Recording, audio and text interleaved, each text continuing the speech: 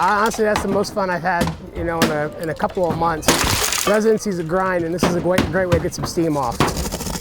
Today we have residents from the Wright State University Emergency Medicine Residency program doing a vehicle extrication class. This is done in conjunction with the Kettering Fire Department. You don't have to hit it. Pressure. Just push on. We do this annually for our residents, giving them the opportunity to go ahead and learn the techniques and tools used to extricate people following motor vehicle collisions.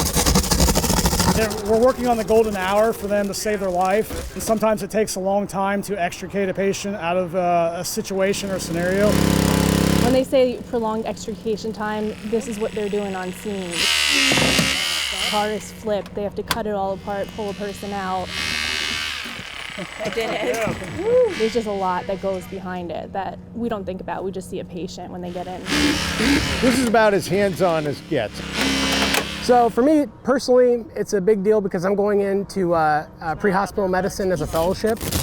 This is a way for me to kind of understand what the guys are doing out in the streets. This is a wonderful opportunity for the Kettering Fire Department to work with Wright State. We want to stay clear of that airbag, to share our knowledge and our skills with them, and then they also share their knowledge and skills with us, which is very important on both sides. Hey, you talking to me, buddy? Yeah, I'm still bleeding. Several weeks ago, we had an exercise done at the Calamityville campus. Blood pooling under that left leg. Where we did an abbreviated tactical combat casualty care course for our resident physicians. When we get to go out to Calamityville, that training is huge. Different kind of scenarios out there that we don't get inside of a hospital, so getting to do field stuff.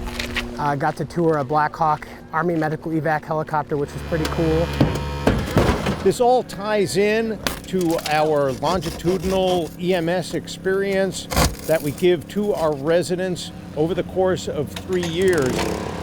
This helps expand their knowledge of pre-hospital care in the military as well as civilian settings and allows them to become better emergency physicians.